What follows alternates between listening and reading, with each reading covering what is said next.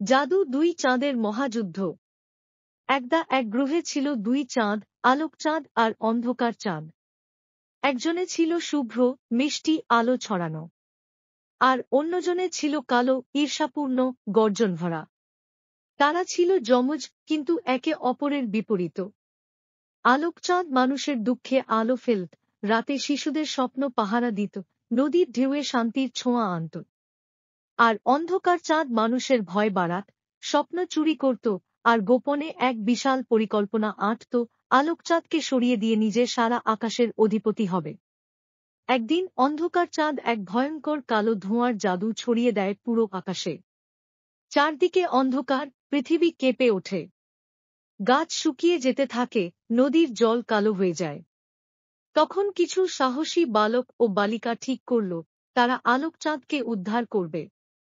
তারা পাহাড় পেরিয়ে, নদী পেরিয়ে গেল চন্দ্রপাহাড়ে, যেখানে দুই চাঁদের লড়াই চলছিল।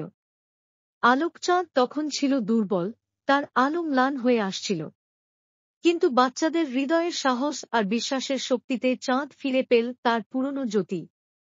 তারা সবাই মিলে দড়ি দিয়ে আলো চাঁদকে টেনে আনে নিরাপদ স্থানে, আর অন্ধকার চাঁদকে ঠেলে ফেলে দেয় এক রহস্যময় খাদে, কালো কুয়ো, যেখানে কোনো জাদু আর কাজ করে না।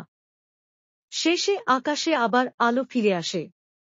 চাঁদ হাসে, তারা জ্বলে ওঠে, নদী নেচে ওঠে। আর সেই সাহসী বাচ্চারা হয়ে ওঠে আলোর রক্ষক। তারা রূপ নেয় আকাশযোদ্ধা নামে এক বিশেষ গোষ্ঠীতে, যারা ভবিষ্যতে যেকোনো অন্ধকারকে ঠেকাবে। আর আকাশে আজও দুটি চাঁদের ছায়া দেখা যায়, একটি উজ্জ্বল আর একটি ম্লান। একটি বলে আলো সবসময় যেতে, আর অন্যটি চুপ করে থাকে, কারণ সে হেরে গেছে সাহস আর বন্ধুত্বের কাছে।